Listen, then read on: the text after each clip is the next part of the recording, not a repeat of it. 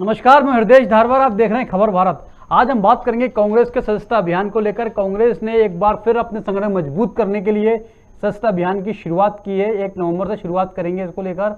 1 नवंबर से लेकर 31 मार्च से सदस्यता अभियान चलेगा इसमें। लेकिन कांग्रेस ने इस बार स्पष्ट किया है कि जो लोग नशा करते हैं उनको कांग्रेस की मेंबरशिप नहीं दी जाएगी। इसमें चर्चा करेंगे, पहले सुनते हैं कुछ प्रतिक्रियाएं। ये भारतीय जनता पार्टी को अपनी पार्टी के बारे में सोचना चाहिए कि उनके यहाँ बचेगा कौन। कांग्रेस पार्टी में कोई भी व्यक्ति सार्वजनिक तौर पर मादक द्रव्यों का ना तो सेवन करता है ना नशा करता है। ये भारतीय जनता पार्टी के लोग करते हैं। आपने तस्वीरें देखी होंगी महाजन जी के लड़के की, राहुल महाजन की, कैसे जो है कंधों पे उठा उठा के ले जाना पड़ता था और उसने जो है किस तरह से नशे किए थे और उसको बचाने के लिए, उस नशेड़ी बचाने के लिए प्रधानमंत्री को बयान देना पड़ा था कि बच्चे गलती हो जाती। ये कांग्रेस में नहीं होता ऐसा। और कांग्रेस पार्टी जो क्वालिटी के लोग हैं उनको खोजने की कोशिश करती है। हमारा लक्ष्य क्वालिटी, गुणवत्तापूर्ण जो है सदस्यता होती है, मिसकॉल सदस्यता नहीं होती। आप देखेंगे 1 तारीख को engineers, doctors, chartered accountant, barrister's, ऐसे लोग जो है साहित्यकार, ये लोग सदस्यता ग्रहण करेंगे। और ये हमारी जो है सोच है कि हम जो है उन लोगों को सबको जोड़ें समाज में, जो समाज की आवाज़ बन सकते हैं, जिनके अंदर नैसर्गिक नेतृत्व की क्षमता होती है। इसको लेके कांग्रेस पार्टी काम कर रही है। कांग्रेस पार्टी जो है मिस कॉल से थोड़ी पार्टी बनाती कि न तुम हमें जानो न हम तुम्हें जाने, मगर फिर भी जो है गली गली दोस्त बने घूम रहे हैं। भारतीय जनता पार्टी से पूछो कि भैया वो जो नथुलाल ने जो आपको भेजा था मिस कॉल, उनके वेयर अबाउट्स क्या है, तो मुँह बांधेंगे। अभी पूछ लो। मिस कॉल से पार्टी इसलिए बनाते हैं कि अपराधी निकला तो हाथ छोड़ने में अपने को आसानी होगी कि भैया हम तो उसे जानते नहीं। यदि कांग्रेस मादक पदार्थों का सेवन करने वालों को कांग्रेस पार्टी में नहीं रखेगी तो कांग्रेस देख ले बचेगा कौन। और कांग्रेस के कार्यकर्ता या तो मादक पदार्थ के नशे में या अहंकार के नशे में, चाहे कार्यकर्ता हो नेता हो। कांग्रेस की शर्त यह भी है कि कोई आलोचना नहीं करेगा। किसकी आलोचना नहीं करेगा? फिरोज गांधी जी के परिवार की, जिसको कांग्रेस कहा जाता है। आप देखिए कैसा लोकतंत्र की कोई आलोचना नहीं करेगा। खादी पहनने की बात करते हैं, अरे कॉर्पोरेट कल्चर की कांग्रेस खादी का दिखावा करती। खादी का काम कौन करता है? माननीय प्रधानमंत्री मोदी जी के नेतृत्व में भारतीय जनता पार्टी ने अभियान चलाया है गांधी जी और खादी को लेकर। तो ये कांग्रेस पार्टी को दिखावा करना छोड़ें और विश्लेषण करें कि क्या कारण है कि पूरी की पूरी कांग्रेस पार्टी फिरोज गांधी का कुनबा, जिनको फिरोज का कुनबा कहते हैं, राहुल फिरोज या प्रियंका रॉबर्ट, उनको बचाने में या उनकी राजनीति बचाने में लगी है। तो देखिए, बीजेपी का अपना तर्क है। बीजेपी कहना है कि यदि मादक पदार्थ सेवन करने वालों को मेंबर नहीं बनाएंगे तो कांग्रेस को मेंबरशिप लेगा कौन। कांग्रेस का साफ तौर पर यह मामला अभियान है जो शुरू होने वाला है। इस पर चर्चा करते हैं। तो मेहमान साथ जुड़े, पहले परिचय कराते हैं आपका। बीजेपी से जुड़े हैं ब्रज गोपाल लोहिया जी। ब्रज गोपाल जी, बहुत स्वागत है आपका खबर भारत में। और हमारे पंकज गुप्ता जी। पंकज जी, आपका भी बहुत स्वागत है। तो ब्रज गोपाल जी, पहला सवाल आपसे लूंगा। जिस तरीके से कांग्रेस पार्टी 1 नवंबर से महासदस्यता अभियान शुरू करने जा रही है, जिसमें उन्होंने साफ किया है कि वे नशा करने वाले किसी व्यक्ति को मेंबर नहीं बनाएंगे, क्या लगता है आपको? हृदय जी, 2 बातें एक साथ हैं। एक तो कांग्रेस सदस्यता अभियान चलाना चाहती है इसलिए कि नए लोग उससे जुड़े। प्रश्न तो ये बात का है कि इनका कुनबा इनसे संभल नहीं रहा। जो लोग पुराने इनसे जुड़े हैं उनको तो ये संभाल के रख नहीं पा रहे हैं, क्या ये नए लोगों को जोड़ेंगे? दूसरी बात एक और, ये बड़ी हास्यास्पद बात है कि ये जो कह रहे हैं कि मादक पदार्थों का सेवन करता हो, हर कांग्रेसी ये कहेगा कि मैं नहीं करता हूं, और सब करते हैं, ये आपको भी मालूम है। अब इनकी स्थिति कैसी है आपने, हमने सबने अपने कोर्स में पढ़ा है, कनक कनकते 100 गुनी मादकता अधिकाय, यही खाए बौराए नर उही पाए बौराए। ये लोग एक्चुअली बौरा गए हैं। ये तय नहीं कर पा रहे हैं कि हमने करना क्या है, हमारी दिशा क्या है।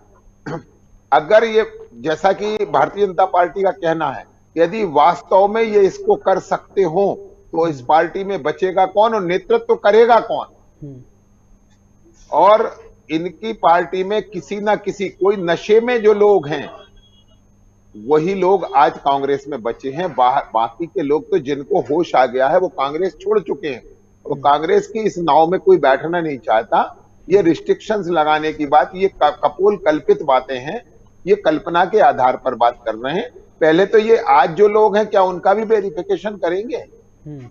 कि स्वघोषणा पत्र होगा कि मैंने घोषणा करता हूं कि मैं किसी मादक पदार्थ का सेवन नहीं करता, और फिर इनके नेताओं का ये घोषणा पत्र कौन देखेगा, कौन इसकी जांच करेगा? तो मैं नहीं समझता हूं इस बात में कोई दम है।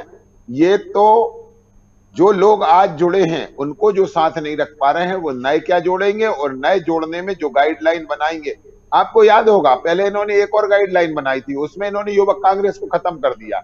आज युवक कांग्रेस का कोई अस्तित्व नहीं बचा। तो ऐसे धीरे धीरे करके इन्होंने कांग्रेस को नष्ट कर दिया, और जो कांग्रेस के जुड़े, कांग्रेस में दमदार लोग थे, जो इस तरह के लोग थे कि जो समाज में परिवर्तन ला सकते थे, समाज जो चाहता है उसके अनुसार राजनीति कर सकते थे, ऐसे लोग इनके साथ छोड़कर जा रहे हैं। और ये जो बातें हैं, ये मुझे नहीं लगता ये केवल बेईमानी है, ये बातें करने की बातें हैं। इन बातों का धरातल से कोई लेना देना नहीं। ठीक बात है। पंकज जी, क्या लगता है कांग्रेस पार्टी की तरफ बात करती है कि मेंबर बनाएंगे, नए लोग जोड़ेंगे, नशे वाले को लोग नहीं जोड़ेंगे, लेकिन जो कांग्रेस के जो मूल कार्यकर्ता थे या संगठन में काम करते थे, लंबे समय तक विधायक रहे, जनप्रतिनिधि रहे, वे पार्टी छोड़ के जा रहे हैं, नए मेंबर की बात करते हैं। देखिए, जो आपने बात जहाँ से शुरू करी, सबसे पहले मैं बता दूं हृदय जी कि ये जो शराब ना पीना एक अव्यवहारिक है, ये व्यवहारिक सदस्यता का तरह का निर्णय नहीं है, क्योंकि देखिए ये समान तौर पे अब पीना और पिलाना ये एक बड़ा आम चलन हो चुका है। ऐसे में ये कहना है कि हम ऐसे लोगों को सदस्यता नहीं बनाएंगे, तो ये व्यवहारिक नहीं है और न कभी संभव हो पाएगा। लेकिन ये कि हाँ, हर आदमी अपनी पार्टी ये दिखाने की कोशिश करती है कि हम स्वच्छता दिखा रहे हैं, जितना ज़्यादा समाज में स्वच्छता लाने की कोशिश कर रहे हैं, वो अलग बात है। व्यक्तिगत तौर पर ऐसे लोग मिलना मुश्किल होता है, लेकिन कांग्रेस की कोशिश है कि हम अच्छे लोग लाएं और सभी तरह के जुड़े समाज से ऐसे लोगों को लाएं जो क्रियाशील लोग हैं, क्रिएटिव लोग हैं, जो कुछ अच्छा सोचते हैं। लेकिन हर दल को सोचना भी चाहिए, और ये कोई सोच रहे हैं तो कोई गलत नहीं सोच रहे ये। लेकिन ये है कि इस तरह के सदस्यता अभियान से अभी कांग्रेस को फिलहाल तो बहुत नहीं लगता कि बहुत कोई राहत होगी, लेकिन चूंकि कांग्रेस में एक बड़े बदलाव की जरूरत है। देखिए, लंबे समय से कांग्रेस में महसूस किया जा रहा है, जैसे मेरे कई सारे कांग्रेसी जो मित्रों से बात होती है, कि लंबे समय से कांग्रेस के बड़े कार्यकर्ता भी ये महसूस कर रहे हैं कि कांग्रेस में एक बड़े फेरबदल की जरूरत है। लेकिन कांग्रेस में सिर्फ बातें होती हैं, अभी तक कांग्रेस में कभी भी धरातल पे इस बदलाव को देखने को नहीं मिला है। जैसे कई बार मुद्दा आया कि जो बुजुर्ग हो चुके हैं, स्वयं राहुल गांधी ने कहा कि एक उम्र के बाद कांग्रेस से नेतृत्व छोड़ना चाहिए बड़े बुजुर्गों को, लेकिन अभी तक आप देखो अभी भी कांग्रेस में लगभग वही नेता जो 2 दशक 3 दशक पुराने हैं, उन्हीं का पूरा तरह से कायम कब्जा बरकरार है, दबदबा बरकरार है। तो उससे मुझे लगता है कि रवि गुप्ता जुड़ चुका है, रवि दांगी जी, बहुत स्वागत खबर पहले तो आपका। जिस तरीके से कांग्रेस ने मेंबरशिप अभियान की शुरुआत की है, ये फरमान जारी किया कि जो नशा करते हैं उनको हम नहीं जोड़ेंगे, इसके पीछे क्या मंशा है?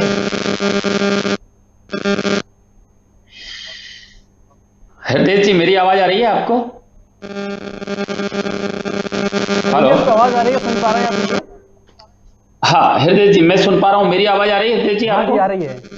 तो बात चली मेंबरशिप, मैं माफी चाहूंगा देरी विलंब से। फरमान जारी किया है कि नए मेंबरशिप के लिए वे लोग उनको नहीं जोड़ेंगे जो नशा करते हैं, और नशेलियों से दूर रहेगी कांग्रेस पार्टी। देखिए, ऐसा है, देश के अंदर आम जनता क्या चाहती है? आम जनता ये चाहती है कि देश का नेतृत्व करने वाली, सरकारें चलाने वाली जो भी पार्टियां हैं, वो कम से कम ऐसे लोगों से दूर रहे, तब जाके देश की जनता का भला कर पाएगी। और ये कब फरमान जारी किया? जब भारतीय जनता पार्टी के अंदर एक के बाद एक कैसे लोग निकल कर आ रहे हैं।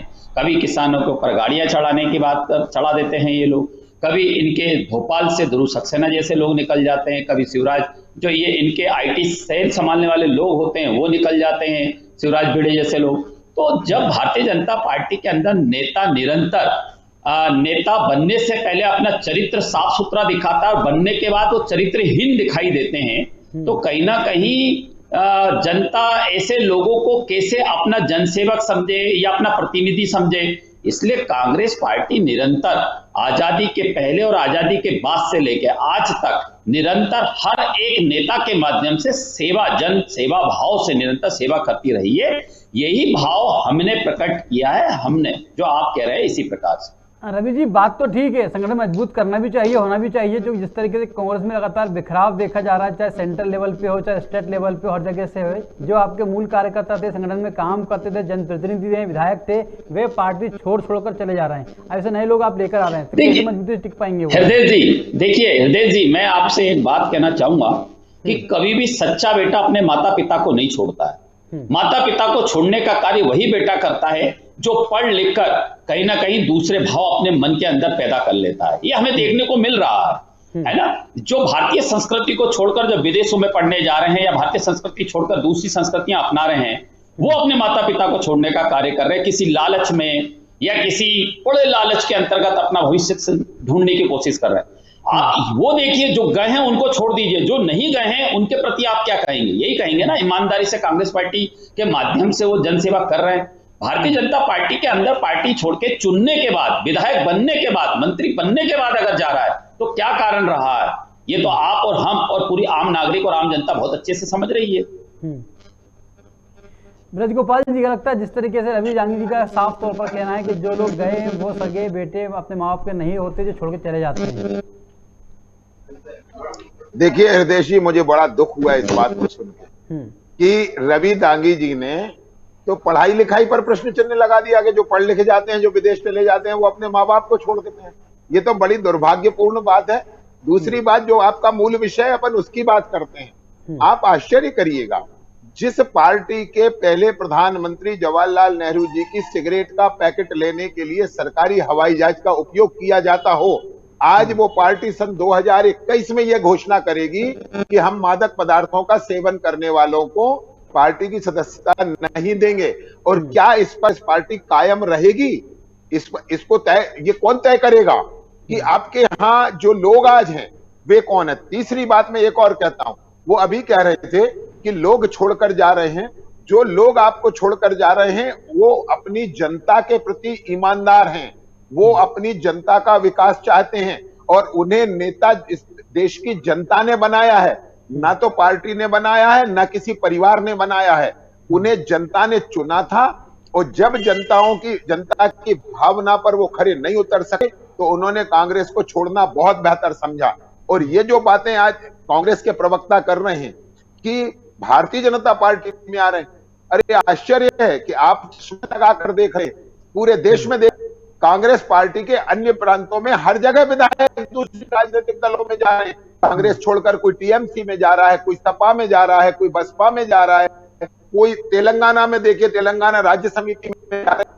कांग्रेस के साथ तो समस्या ही है कि कांग्रेस कहती कुछ है, करती कुछ है, होता कुछ है, और इसी कारण उसका कार्यकर्ता, उसका नेता अपने आप को पीड़ित मानता है। एक बात और मैं कहता हूं, अभी तागी जी से मैं ये पूछना चाहता हूं कि सचिन पायलट जी पर अशोक गहलोत ने राजद्रोह का केस दर्ज किया है। अब उनको आत्मसम्मान में क्या करना चाहिए, और क्या राजद्रोह का केस अगर आप पर दर्ज है जिस व्यक्ति पर, तो उस पर क्या कार्रवाई राजस्थान की सरकार ने की? तो ये कांग्रेस दोनों तरफ काम करती है, अपने ही नेता पर राजद्रोह का केस दर्ज करती है और जब वो पार्टी छोड़ देता है तो उसी नेता को ये कांग्रेस पार्टी हमेशा ये कहती है कि ये गद्दार हैं, ये फलाना है, उनके अपमान की कोशिश करती है। और ये लोकतंत्र है, लोकतंत्र में व्यक्ति की जवाबदारी जनता के प्रति है, नेता की, विधायक की, सांसद की जिम्मेदारी जनता के प्रति है, किसी परिवार के प्रति नहीं है। हाँ पंकज जी, क्या लगता है आपको जिस तरीके से चीज़ें चल रही हैं, जो कांग्रेस संगठन टूट रहा है, लगातार कमजोर होते जा रहा है, प्रशांत किशोर तक का एक भाषण सामने आया कि अगले 10 साल तक भारतीय जनता पार्टी मजबूत रहेगी और शासन करती रहेगी, तो उसके क्या मायने निकाले जाएं?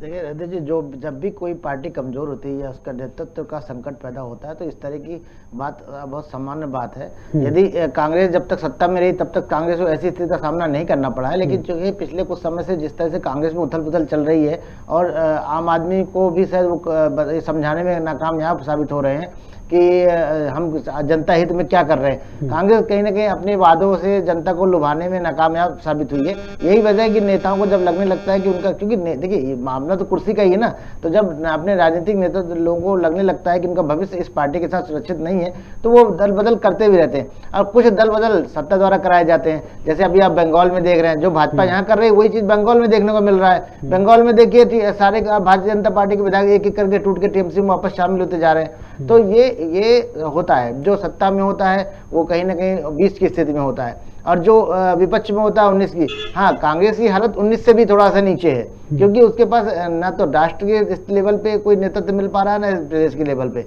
और नेतृत्व जब आपका कप्तानी नहीं होगा जिस जहाज में, तो वहां से लोग बहुत जल्दी निश्चित तौर से उस जहाज को छोड़ना चाहेंगे। तो कांग्रेस के अभी दिग्गज जितने बड़े लेवल के दिग्गज हैं, अभी छोटों को तो छोड़िए, बड़े बड़े दिग्गज कांग्रेस को शायद बाय बाय करने की तैयारी में है।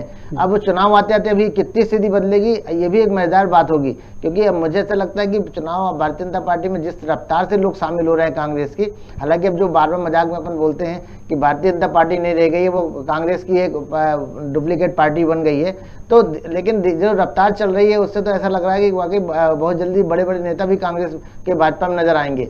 तो कांग्रेस को जो कमजोरी है अपने नेतृत्व को मजबूत कर बनाने की है, प्रदेश का नेतृत्व को मजबूत बनाने की। सत्ता तो अभी बहुत दूर की बात है, सिर्फ आप इंतजार कर रहे हैं कि जब सत्ता विरोधी लहर चलेगी तो उसका फायदा कांग्रेस को होगा। अभी तक तो कम से कम यही देखने को आया, विपक्ष के रूप में कांग्रेस की भूमिका बहुत कमजोर मानी जाएगी, और सभी ये बात अच्छे से जानते हैं कि मुद्दे आज भी कम नहीं है, लेकिन शायद कांग्रेस पास आंदोलन करने के लिए कार्यकर्ता नहीं है, या ये बताने के लिए उनके पास रिसोर्सेज, जो भी है वजह जो भी हो, लेकिन कांग्रेस पर मुद्दे बहुत हैं। आज जितने मुद्दे हैं उतने शायद कभी पिछले काफी समय से नहीं मिले होंगे। महंगाई है, देखो पेट्रोल डीजल का रेट देख लीजिए, आज जो अपने भ्रष्टाचार की स्थिति है जो जिस तरह से चल रहा, लेकिन कांग्रेस कहीं ना कहीं उनको बुलाने में नाकामयाब साबित हो रही है। और जो उपचुनाव का रिजल्ट आने वाला है ये बहुत महत्वपूर्ण है। अगर इस बार अगर भारतीय जनता पार्टी को मैंडेट मिलता है, जनता उसे स्वीकार करती है, तो कांग्रेस की राह आगे आने वाले समय में और खराब हो जाएगी। रवि जी, कोई बात चल रही है कांग्रेस पार्टी की मेंबरशिप को लेकर, तो आप सिस्टम के अंदर है, कांग्रेस पार्टी को आपने नजदीक से देखा, जानते भी है, समझते भी हैं, लगातार संगठन कमजोर हो रहा, चाहे राष्ट्रीय स्तर पर, प्रदेश स्तर पर, तो कमजोरी की वजह आप क्या मानते हैं? हृदय जी, मैं इस बात को पूरी तरीके से नकारता हूं कि संगठन कमजोर हो रहा है, कहीं कमजोर नहीं हो रहा है। सत्य की जीत भले लेट सही लेकिन होगी, ये थोड़ा सा इंतजार और विश्वास इस जनता पर और हम पर रखें, क्योंकि हम किसी भी प्रकार से खरीद फरोख्त पर विश्वास नहीं करते हैं। हमें दो कुछ बातें जो ब्रज गोपाल लोहरिया भारतीय जनता पार्टी की तरफ से अपनी बात रखी है, उनकी कुछ बातों को मैंने पकड़ने की कोशिश करी है। उसके बाद फिर हमारे हेड साहब, स्टेट हेड साहब हमारे जो गुप्ता जी हैं, उन्होंने बहुत प्यारी प्यारी बातें बोली, हम उन पर बात करना चाहते हैं। अगर आपका आदेश हो तो मैं बात आगे रखूं। जी, बात रखिए अपने। यहाँ हाँ हृदय जी, एक तो ब्रज गोपाल लोया जी, मुझे नहीं मालूम वो कौन सी पाठशाला में, कौन सी स्कूल और कॉलेज में गए हैं, लेकिन मुझे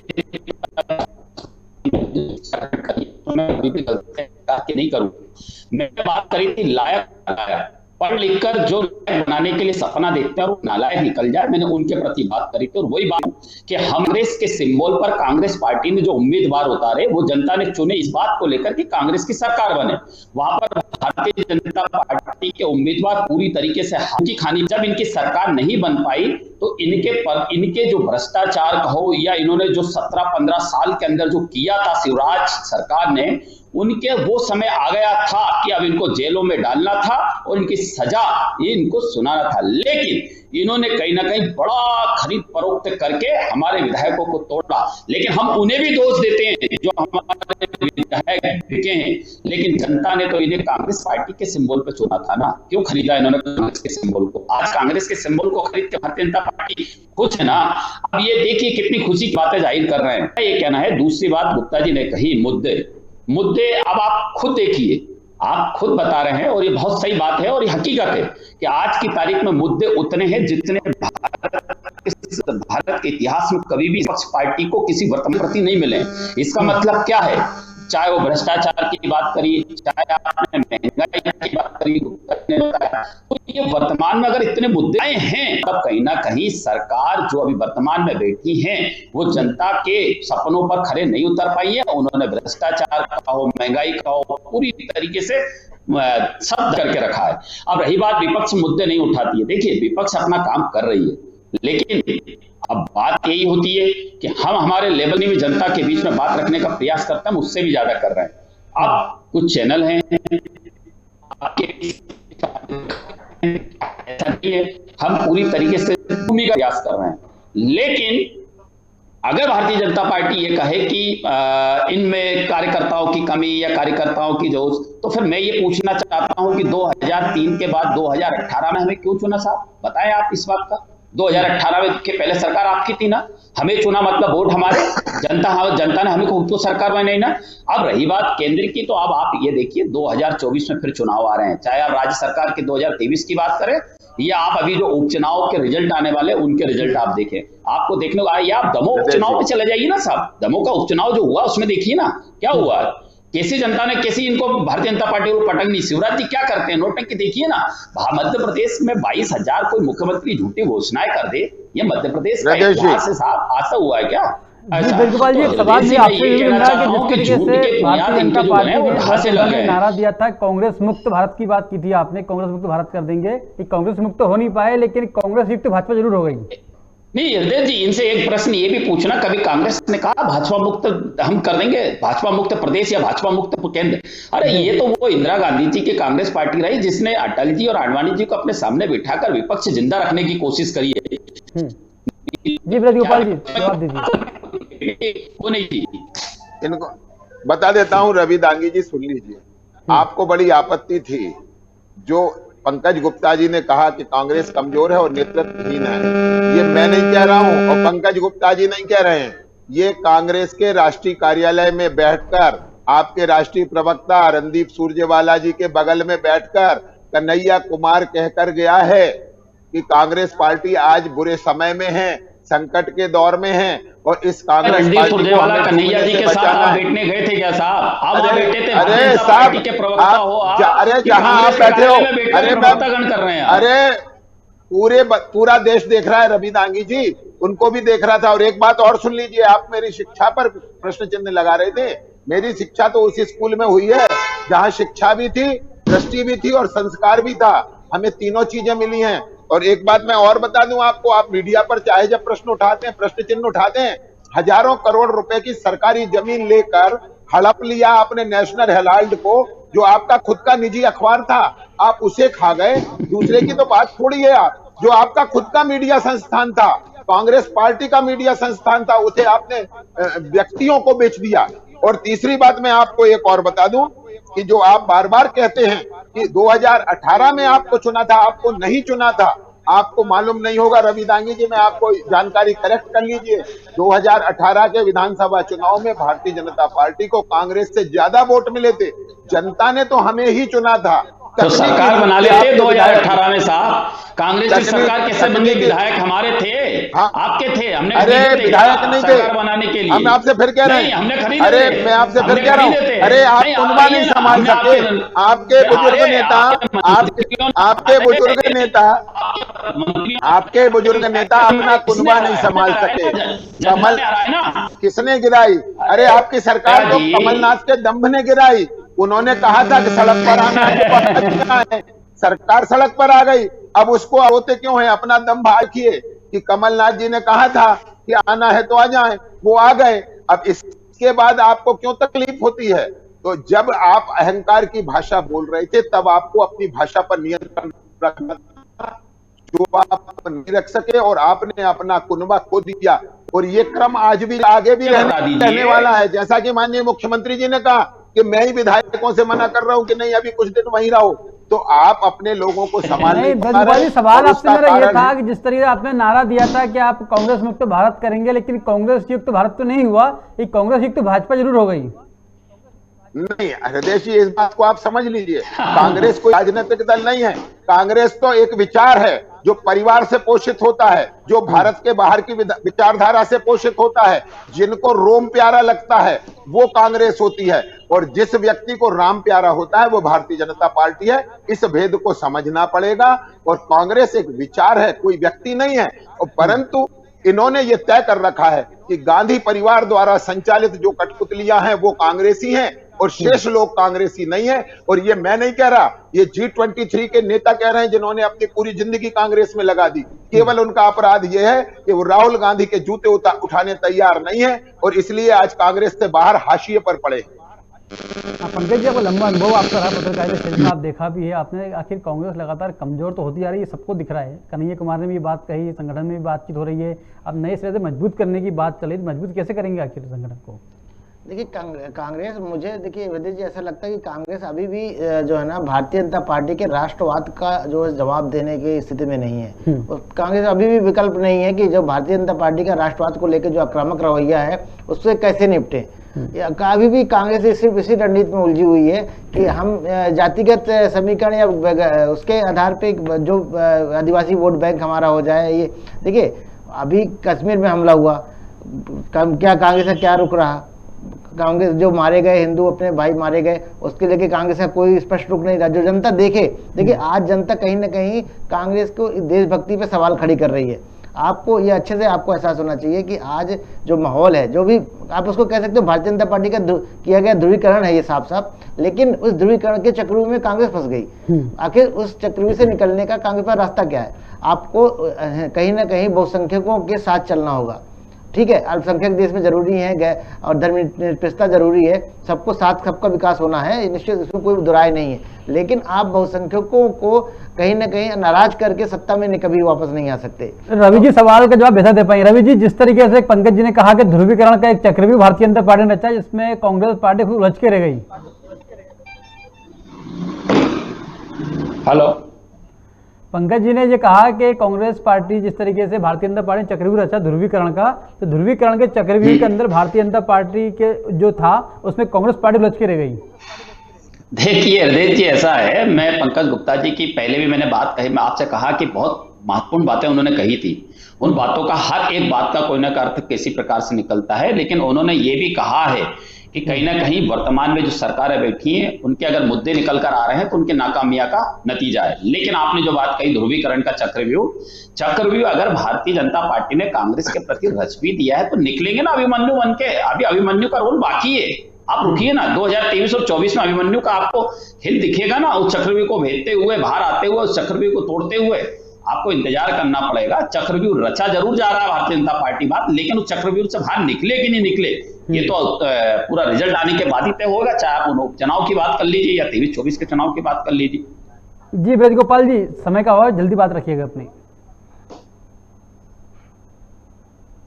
जी बोलिए।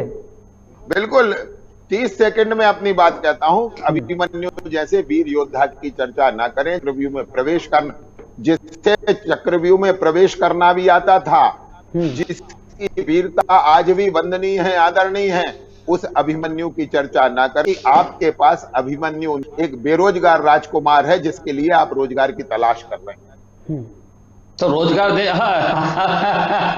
अरे देश की जनता के युवाओं को रोजगार की चिंता नहीं है तुमको। और हमारे अगर पार्टी के किसी व्यक्ति की बात अगर आप कर रहे हैं, नाम तो ले नहीं पा रहे हैं, तो आप समझिए उनके रोजगार की आपको चिंता हो रही है। भारतीय जनता पार्टी के जिम्मेदार पद पर आप बैठे हैं ब्रजगोपाल लोया जी, इस बात की ध्यान दीजिए। आपके राजकुमार के अलावा आपके केवल आपका राजकुमार बेरोजगार हुआ है, जो भारत सरकार के बिल को प्रेस कॉन्फ्रेंस में फाड़ देता था। एक निरंकुश राजकुमार, एक निरंकुश राजकुमार, मतलब आपने एक निरंकुश राजकुमार जो बिल को फाड़ दिया करता था। मनमोहन सिंह की कैबिनेट से पास बिल को फाड़ जो दे, ऐसा निरंकुश राजकुमार, वो अब उसके पास वो रोजगार नहीं बच्चा है। पंकज जी जल्दी बात रखिएगा अपनी। देखिए कुछ भी हो, लेकिन देखिए कांग्रेस रवि दागी जी, रवि दागी जी, मैंने बताया था वल्लभ भवन के दलाल बेरोजगार हो गए, वल्लभ भवन के दलाल बेरोजगार हो गए। दिल्ली में आपके साथ वेस्टलैंड में दलाली करने वाले बेरोजगार हो गए, और कैबिनेट से पास बिल को सड़क पर फाड़ देने वाला रोजगार हो गया। ये मैं कदापि भी नहीं समझता कि आपकी किसी बात का जवाब देने लायक आपकी बातें हैं। बेफालतू की बातें आप उनको करना चाहते हैं, जनता की हित की बातें हम रवि जी, ब्रजगोपाल जी, पंकज जी, समय का अभाव है। आप तीनों में चर्चा में जुड़ा, तीनों का बहुत बहुत शुक्रिया, धन्यवाद। क्योंकि बात चल रही कांग्रेस की मेंबरशिप की, कांग्रेस ने एक बार फिर अलग जगाई है कि कांग्रेस का संगठन मजबूत हो, तेजी से आगे बढ़े, नए नए मेंबर जुड़े, मेंबर के लिए शर्तें भी काफी रखी हैं। अब वो शर्तें वास्तविक रूप से कितने लागू होती हैं, कितने नहीं होती हैं, ये भविष्य के गर्भ में है। फिलहाल चर्चा में इतना ही। मुझे इजाजत, नमस्कार।